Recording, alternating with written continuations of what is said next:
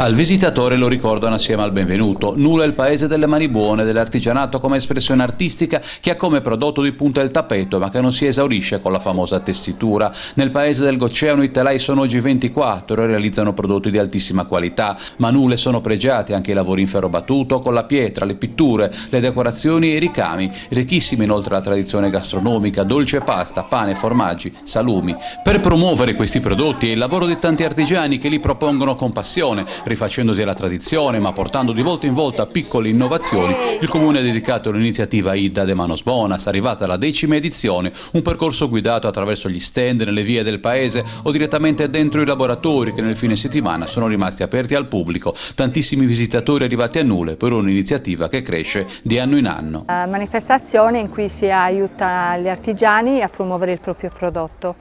Siamo alla 10ª edizione che ha avuto molta adesione da parte dei nulesi, perché Nule non è solo tappeti, ma è anche altro artigianato come il ferro battuto, la lavorazione del granito, l'intaglio del legno, la pittura, sono proprio attività che lavorano. Uno spazio è stato dedicato anche al folklore e alla bellezza del costume di Nule.